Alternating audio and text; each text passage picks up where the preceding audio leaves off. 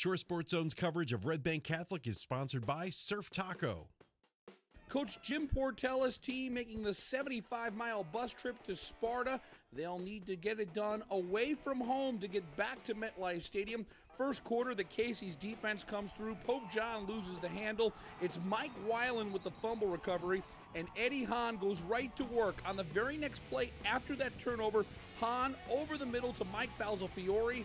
Great grab, a 23-yard pass play to the 13-yard line, and it would lead to this. Dylan Murphy from 3 yards out, he finds the paint. The Caseys are on the board with a 7-0 lead. It's all hands on deck in the playoffs. Eddie Hahn playing safety as well as QB here with the big stop at the half. RBC with a 7-0 lead. In the opening minute of the third quarter, Pope John draws even. Ty Haranica, the backup quarterback.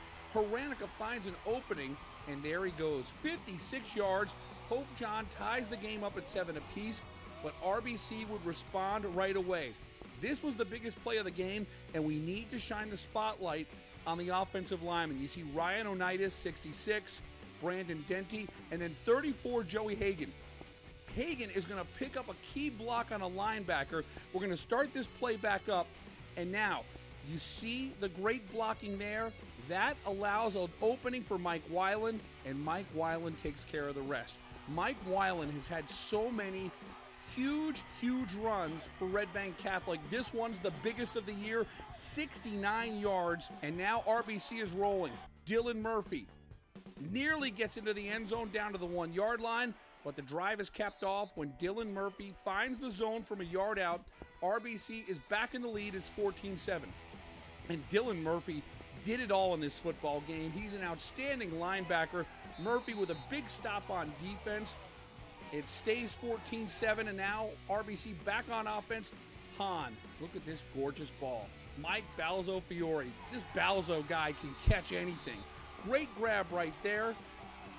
And then Dylan Murphy. Watch this play here. Breaking the tackle, the stiff arm, keeping his balance. That is a top play nominee for sure. 34 yards for Dylan Murphy. Red Bank Catholic on the road, up 21-7. Remember, we said all hands on deck. Liam Smith, the All-American offensive lineman, playing defensive line as well. Here, Smith with a tackle for a loss.